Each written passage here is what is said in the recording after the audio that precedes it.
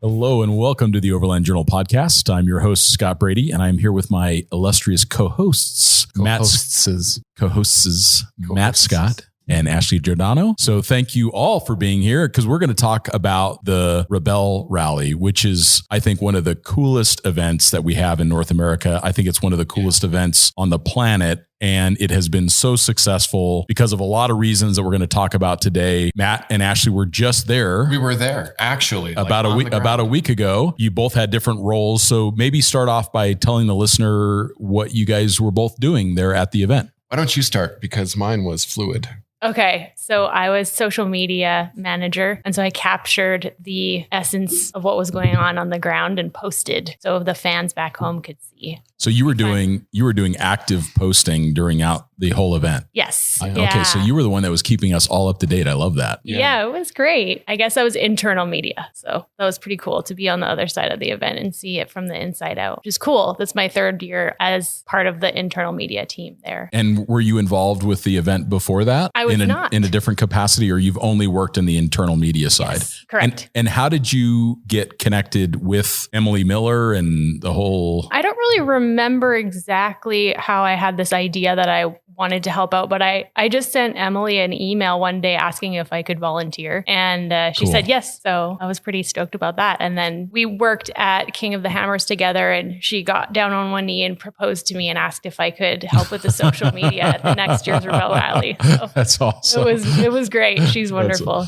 Yes. Well, and thanks to this week's sponsor, GCI Outdoor. Whether you're heading out for a weekend of adventure in the woods or to your backyard fire pit, GCI Outdoor gear is ready for whatever you have planned. GCI Outdoor has been around for 25 years, so they know what they're doing when it comes to the best in portable recreation gear. GCI has innovative products ranging from outdoor rockers to complete camp kitchens and everything in between. And with a limited lifetime warranty, you know they stand behind everything they make. GCI outdoor gear is comfortable, durable, and built for adventures, big and small. Try them out for yourself. Head over to their website at gcioutdoor.com and save 10% off your first purchase when you sign up for their email list. Thanks again, GCI. We can't talk about the Rebelle Rally without talking about Emily Miller because she is one of the most professional and accomplished event organizers in the country. And she's also a very accomplished racer and driver in her own right. And if I recall correctly, she started off by participating in racing in the Trophy Aisha des Gazelles that's conducted in Morocco. Is that correct? Yeah, I think she did some desert racing. Yeah, she was mentored by Rod Hall. Mm-hmm. Who's a really, really close friend of hers. So I think she did a lot of score stuff and Nora. Yep. I don't know the classes because there's like a new class every week. Super. But I know she did one of them. Yeah. And had quite a bit of success on that. And then definitely went on to the Rally Aisha des Gazelles. And then I'm just glad that she brought kind of that similar format of the navigation rally. So, I mean, I guess let's back up and let's talk about what the Rebelle Rally is. So first off, it's the longest off-road rally. Don't say race, it's a rally in the United States, which is incredibly impressive. The course this year was 2,200 kilometers. Wow. Of which I would say 90% of that would have been dirt. Mm-hmm. There's just some areas. The course this year started actually at Hoover Dam. So that's where tech inspection was. So that was really cool to be able to hang out at Hoover Dam. Sure. Day. And then did tech inspection. Damn. There's a lot of damn jokes.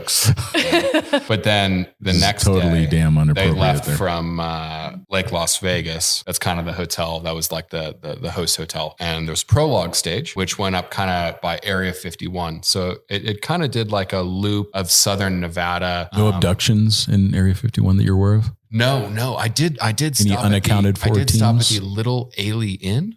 I saw the Earth Rower parked there, and I was like, "What is happening there?" Yeah. So it was like this really kooky dive bar. They have basically an alien burger that is served on a hoagie, which is, if you're a fan of dive bar cheeseburgers and those really cheap pickles, it was on point. It was on point. Some kooks working there for sure. But anyway, so no loss of time for you? No Matt? loss of time. Okay. Got it. Except for that one thing. So first base camp, basically they kind of, most of the base camps you're at for 2 nights, and you'd transit to the base camp and then do a loop from that base camp and then transit to the next base camp. Cool. So, the first base camp for stage 1 and 2. Yes. Stage 1 and 2. Yeah. Yeah. It was like 2 nights. 2 nights. Yeah. Mm-hmm. So it started from there, was maybe 45 minutes north of Rachel, which is on the extra terrestrial highway. It was an interesting area. Like, it was super pretty. Is that where the storm came in, or was that later? No, that was in the later. Amargosa Valley. Oh, we got to talk about that. We'll Yeah, get cool. to the storm that looked affected fantastic. Others maybe more than it did me in the earthquake. I felt really bad. No, you didn't. Sort of. No, you didn't. I shared it with my friends. But there was a ranch at that. Yeah, there's a ranch. The first base camp as well, which and was cool. they've been Nice. ranching there as a family since the 1800s. Amazing. It was really cool. So that one was on private property. A lot of the events on BLM land, because there's just so much BLM land. Especially in Nevada, everywhere. The event has such a great relationship with the land managers. And I think, that's kind of one of the themes I see is I don't necessarily want to call it conservation, but it's an incredibly healthy respect for the land, for the agencies that allow an event like this to happen. What do you think they do different to help maintain Less that energy relationship? drink sponsors? Got it. Maybe just less energy drink being consumed in general. No, I think one, it's a different style of competition. It's not, let's see how fast we can go. So, it's limited to 50 mile an hour, which let's approach the elephant in the room here is certain types of men love to hate this event. Yeah. Whether they're jealous or insecure or too stupid to read a map. Or entitled or whatever. Yeah. Yeah. So this is a navigation rally. So what you're trying to do is you're given a map and a compass the day, day one, your phones, devices, cameras that aren't even allowed that have little GPS functionality and things like that. Sure. They wrap them up, I believe, Yeah, right? they wrap them up. They cover tape or screen. something. Like if your car has like a navigation screen, that's all like kind of taped up and covered. Cool. And I don't know what the term for it is. Put in quarantine. Although that has a different meaning after the last year or two. Anything that has the capability of providing navigational assistance. You get a map and a compass. Got it. Yeah. Cool. So you're navigating from checkpoint. There's three types of checkpoints. There's green, blue, and black. So green checkpoints are staffed. So everyone has to go through the green checkpoints. And that kind of gives you your base level of points. If you complete just the green checkpoints each day, that means you've completed the route. Okay. If you can, and then on top of that, you have blue checkpoints, which are harder to find than greens, but not as hard as black checkpoints. So they have a small little flag that the competitors basically get there's a hole punch or there's something. It's actually like a GPS It's a tracker. tracker. And Okay. they're based, they're judged on how close they were to that point. And where it becomes really challenging and what separates the winners from those who don't, those who are competing and those who are, there's a lot of people, I think, respectfully, that just go on the Rebelle to have an adventure. great experience and a great adventure, are these black checkpoints. They're generally in technical terrain. No flag. There's no flag. Marked. So you have to, with, map, compass, dead reckoning, and however you're doing this, Wow. you have to find these places that are in the desert, and it's set up to where you can't just get everything. So there's a strategy, like I'm going to try and get, checkpoint 16, 19, 21, and 27, because that's a route. And there's no way that you could get back to checkpoint 15 and whatever numbers that I didn't say.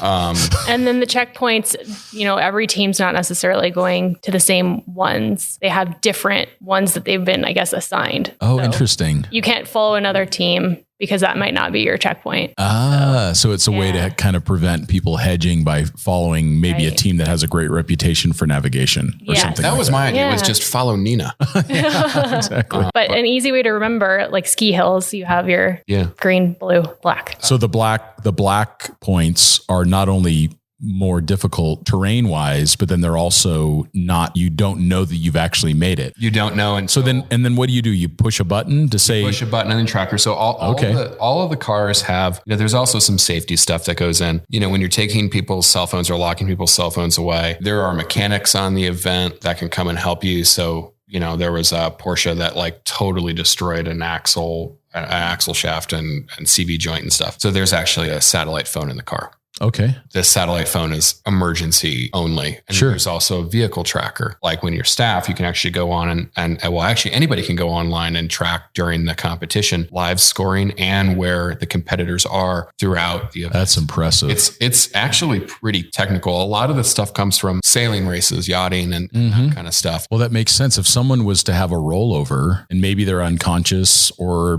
maybe the vehicle caught on fire and they needed to get out, they would see that the signal has dropped. This was the last known location, or the vehicle hasn't moved in 2 hours or whatever. Yeah, that's interesting. Yeah. So And comms, like all the staff, most of the staff, they have comms. So obviously the medical will have their all the way to Radium chat. push-to-talk satellite communications this year, which was really, really cool. So cool. Yeah, but it's just a fantastic race. This year was 8. Rally. Sorry, Emily. It's not a race Matt for likes speed. to go fast. It's a wonderful event. Yeah, try criticizing that one. It's a wonderful event. I want to say this year was 8 stages. Yeah. Right? Yeah. I believe, 8 stages. And are any of the stages like a special task where like something you'd see in the Camel Trophy where they need to build a bridge or are they're all some version of a driving event? Pretty full on. There's 2,200 kilometers of primarily dirt that's covered. And, as I was saying earlier with the route, went up extraterrestrial highway, kind of over towards Tonopah and then down towards Death Valley. This year, they actually were the first competition that ever got permission to do Titus Canyon. Oh, sure. That's cool through there. Beautiful. So that was super, super special. That's beautiful. I think that just goes to say, how much work and how much respect the event does have for those lands. But yeah, that is where things got interesting. Yeah. There was like 65-mile-an-hour winds and we were camped. The photos were awesome. If you haven't seen them, it's so great. I think I posted some stuff on Overland Journal. I know there's stuff on the Rebelle Rally Instagram page. It was apocalyptic. I also had my TRX there that I loaned to Chris Walker for, he was driving media around. I had to get in that thing and go like 3 miles down the valley to find, what are those silver tents called? Oh, sure. Oh yeah, I know what you're talking about. Yeah. The space pod, the pod, Shift something pod. shift pod. A shift pod, like, they look like alien spacecraft. And this time you're on the other side of Area 51. And then you just kind of like in this whiteout, you see this silvery thing just kind of like take off. And you're like, okay. So it like exited the whole area. It exited.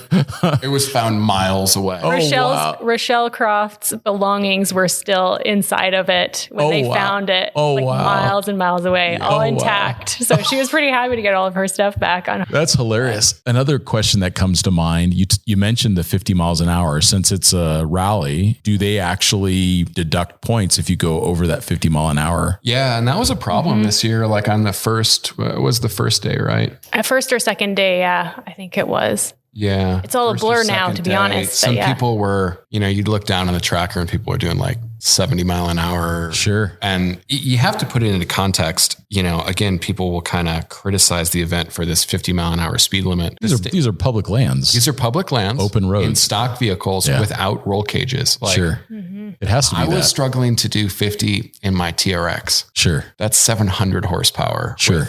All of the travel. Yeah. A lot, this is everything from us. There was a stock Subaru Crosstrek this year. Sure. I think this event is less about what you put in the vehicle and how you modify it and how much money you spend. There's less ego in vehicle and the ego is in the competitor and it's in the skills of that. Yeah. The driver and the navigator. Yeah. Sure. It's strategy. I love that. Strategy is super important. Yeah, but I love that. You couldn't drive 50 on a lot of these roads. A lot of them are really technical. They're not just like open flat desert stuff. I mean, although there is parts of that. And you helped monitor the on-time enduro. Yeah. I did 2 of the on-time enduros where they have to average a certain amount of speed. Oh yeah. That's really difficult. It's really, really difficult. And the interesting thing was how close people actually were, which gave you a clue in as to the talent of these women. I want to say the one that I did, they had to finish it within 17 minutes and there was like a 2-minute interval. And like most of them came in like within seconds. And is there a rally computer on board? They have that gives them average speeds. Road book? They have Is that where they get it? TerraTrips. Okay. Yeah. So that helps. TerraTrips and some of them have ICOs. But what really can set it off is wheel spin. Instead of taking the center of the route, that they cut all the apexes or maybe they blow some corners and it adds time and distance. Some people blowing corners on mine. I had somebody like almost roll into my earth roamer that was parked behind the turn. Yeah. I think that was the day that was the day. I was like, that was probably the day. Yeah. There was a little chat at base camp about that, but Emily was not super happy. But it makes sense as the event gets more and more popular and there's more and more at stake.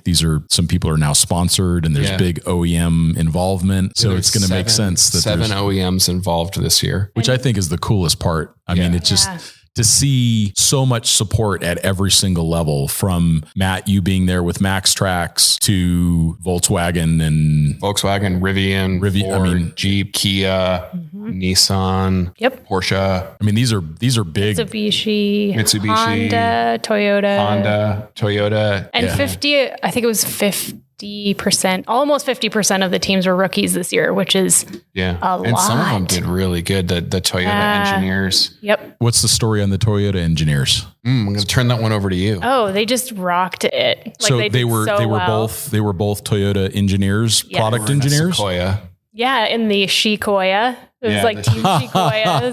Yeah. What a great name. Yeah. So they won the Rookie of the Year award, and they just placed really, really well and did a great job for the first year. So and was the vehicle totally stock or like a TRD? It was probably a TRD version. TRD version of the Sequoia. It sounded great. The 5.7. Sure. It was throaty. I think it was pretty much stock. Yeah. It definitely didn't have that much done to it. Mm-hmm. And then what stood out in your mind of what they did different or better than the other rookies? I think that the top teams, the thing that I saw, Elizabeth Williams and her sister, friends of Scott and I, they were, I think they were the second highest scoring team. And the thing that I saw between those two teams was they were really, really comfortable, and they had great communication with their co-driver and their navigator or the driver, vice versa. This is maybe a little controversial. On the Rebelle, it's like, I think the driver's kind of an Uber driver. You're being told where to go by the navigator. Sure. And you have to have that trust, and you have to work together. And if you're not working together, and to a point that the driver has to say, no, this isn't, they have to have their own common sense. But the navigation is the really, really hard part. I think the success for teams is mastering the navigation and having trust as a team. Yeah. Because if there's no trust, then your driver's second guessing. There's definitely people on the event that I talked to that really were struggling, with their teammates, and, you could see it. And that must be a special person that you can spend a week of a time with in a vehicle all day, every day, making strategic decisions. And then sleeping in a tent. Stressful environment. Most of them sleep in a tent together. Right. Sure. They can be separate. You can bring your own tent, but I think a lot of them, share tents too. Yeah. I mean, it makes sense with Elizabeth being her sister. They've communicated together their whole life. Yeah. And even if something feels contentious with a sibling, it's usually very brief. Yeah. Because it usually isn't like, you don't have like the big meltdown. You have like the mini meltdown kind of a thing. I would have a meltdown like every 5 minutes. It is an incredibly challenging event. I think there were several mother-daughter teams, which several. That is so cool. Well, so place, the Benzies. Mm-hmm. So let's talk about the classes. So there is a stock crossover class. Yeah, it's called X Cross, and that's a class specific to the Rebelle. Okay. So that's everything from a Porsche Cayenne to a Subaru. This year a Ford Bronco Sport won it. Okay. Who was driving the? Cora Jonikin was driving, and Melissa Fisher. Okay. And then Kia actually sponsored 2 vehicles this year. And I want to say they were like Korean spec PHEVs. Okay. They both were, second and third place. Yeah, second and third. So Ina May and Tana White came in second place. And that's in the PHEV class? That was in the X-Cross class. X-Cross class. Okay. I think the electrified designation is a separate. So it's a crossover electrified. It's kind of, there's like an electrified designation. Okay. But they don't compete against each other specifically. They are all competing against each other. So it's like a designation, I guess. Okay. Yeah. And that's within the 4x4 class. So the bulk of, I'm not going to say the real competition, because that's totally the wrong way to say it. The X-Cross class is a super huge challenge. But these are all-wheel drive. All-wheel drive vehicles. I mean, they can have 4-wheel drive. I don't think there's anything that,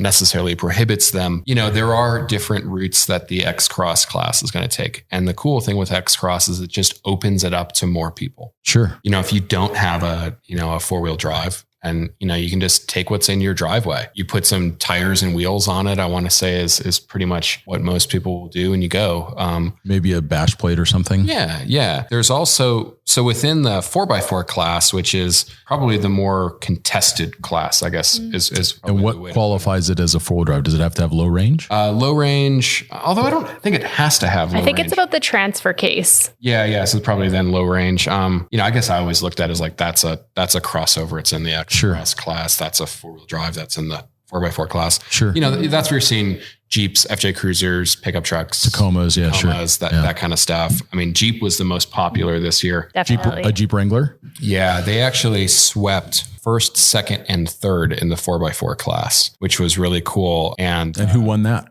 Nina Barlow and Terrelin won. Go that. Nina. Fantastic driver, fantastic 4-wheel drive trainer. Terrelin's an insane navigator. And they actually they actually got the bone stock win. So there's also if the vehicle is completely stock, there's an additional trophy for that. And wasn't it a PHEV Wrangler? It was. Yeah. It was a 4xe. So first and second this year were Wrangler 4xe. So cool. Both completely stock. Third place was here's the argument is third place was a 2021 Wrangler Eco Diesel that had, it had bumpers that were factory Mopar bumpers. Sure. It had factory Mopar beadlock wheels. It had a factory Mopar lift. So it wasn't necessarily bone stock, but I mean, I guess now you could just go, it's essentially mimics the Recon Extreme package. Maybe next year that'll be the one so to go cool. for. It's been cool to see Jeep support the event, from the beginning. Yep.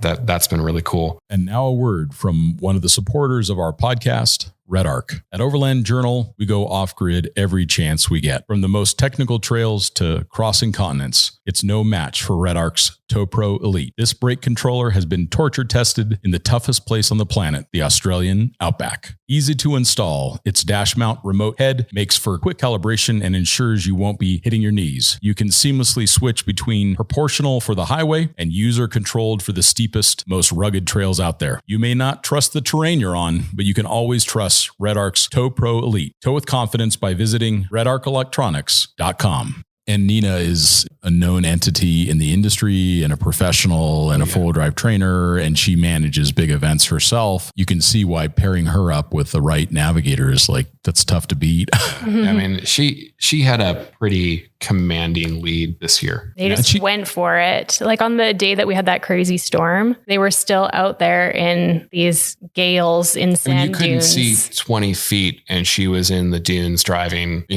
trying to use a compass. That's insane. That's impressive. And they were getting stuff. So they were, again, so much of this rally comes down to endurance.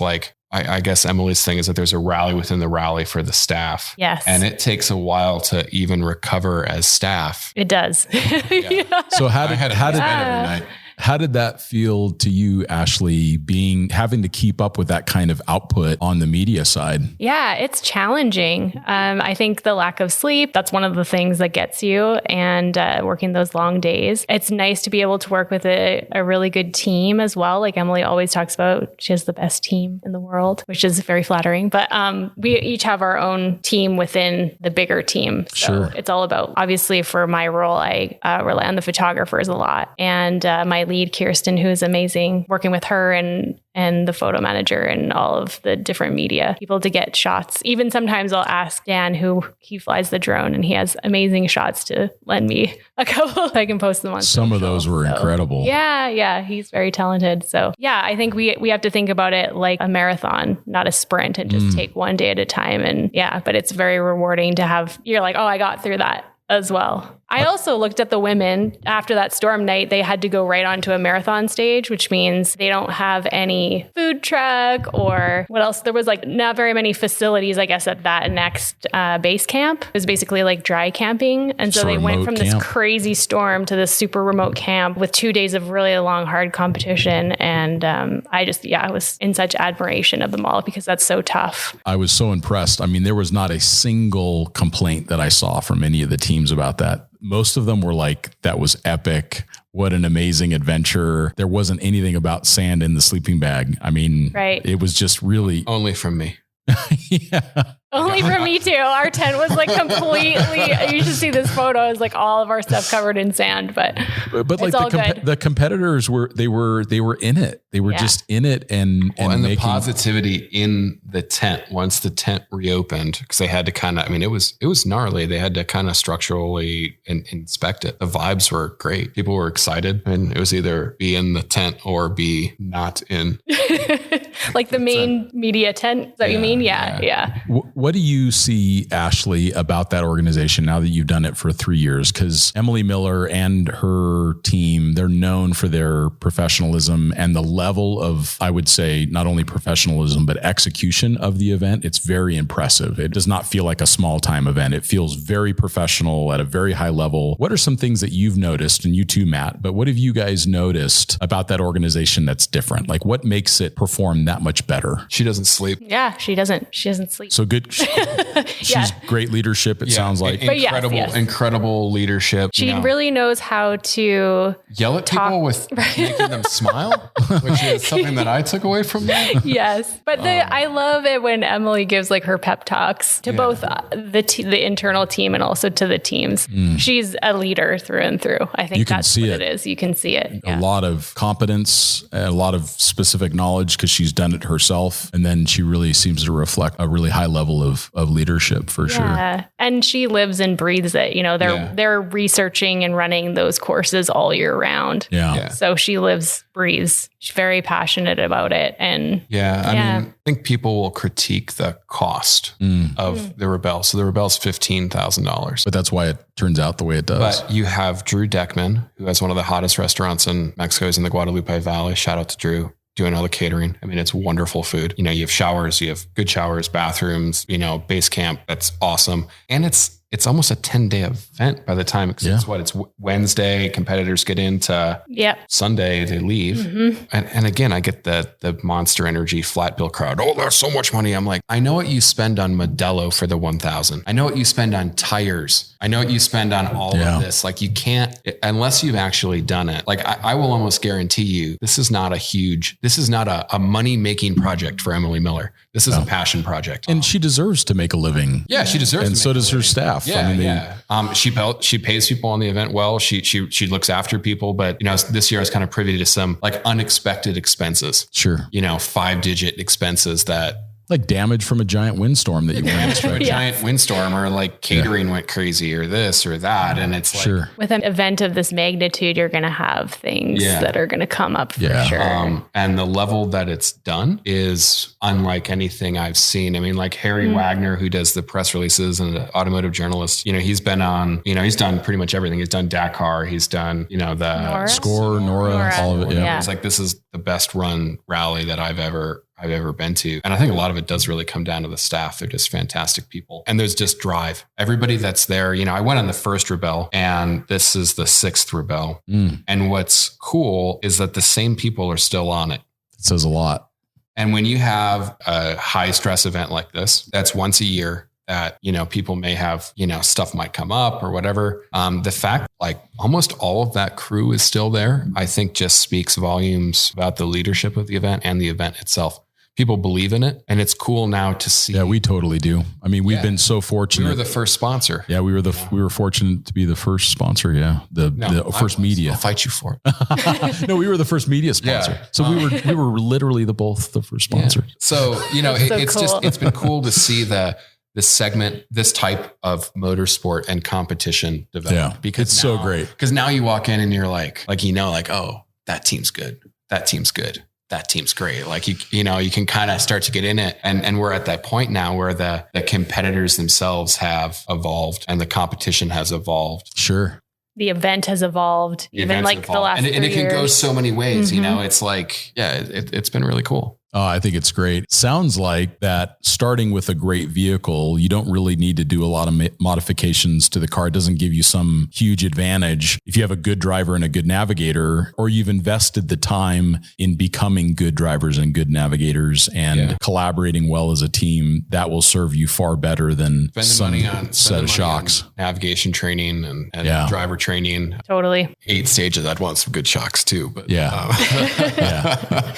well, that'll just help prevent you from and whatever, breaking down and that Yeah, kind and I think of thing. 30, it's max of a 35-inch tire. Don't know the Yeah, I think answer to 35s that. are the max. That makes sense. It Sounds like it really wouldn't benefit you to have much larger than that anyways. It would not. No, and you're just going to have more stuck and broken. But it's, it's cool. The event as of last week was 50% at capacity, 50% sold already. Wow. For the next year, for 2022. Wow. So cool. Yeah. So cool. Now, Ashley, how do people find out more about the Rebelle Rally? If someone is interested in participating, how do they go about doing that? And what is typically expected from them? Like I remember hearing about some training that they do. And so how do people find out more information? And if they're interested in racing, what are some things that they need to think about before they make that decision? Yeah, I would highly recommend visiting their website, rebellerally.com. All the information is there. They even have packing lists and suggestions for training. I know they run what's called Rebelle U. And so Cool. they have various courses. And then if you don't necessarily do Rebelle U, then there are other courses that are listed there that you can take instead. So they have a list of recommended ones. You can also visit them on Instagram, Facebook, and Twitter, and YouTube. Oh, so all the cool. usual suspects. So cool. Matt, what were some of the takeaways for the event? I mean, what did you leave there with the takeaway on? Tough women. Yeah. Amazing. Yeah. It was a lot of adverse conditions this year. All of these nights in a tent with little sleep, long days. Most of the teams are up at 4 or 5 a.m. Yep. And they're not going to bed until 10 because, they get their maps the night before and they're planning their strategies and things. Just really tough competitors. Yeah. And I love the fact that it ends with this big celebration. And I had oysters Yeah. at Glamis. It's nice to put a dress on at the end of that. I think you walk in and everybody's like, oh, wow. Like you clean up well after they see you like looking Clean up really well. full of sand. Considering you cleaned up in a porta potty. Yeah. No showers. So it ends in Glamis. So lots of driving in the dunes, and then it kind of wraps up with this gala at the end of it. Red that is carpet. so awesome. Yeah, it's great. That's really fun. Well, thank you both for being there and helping to support such a great event. Emily and her team, we just really support you. We're grateful that you have the event available. For those that want to find out more information, we'll also put links in the show notes and in the description, so that way you can check that out. We'll also include some footage in the YouTube video that we're recording for the podcast as well. Check it out for sure. RebelleRally.com. All right. Thank you all for listening, and we will talk to you next time.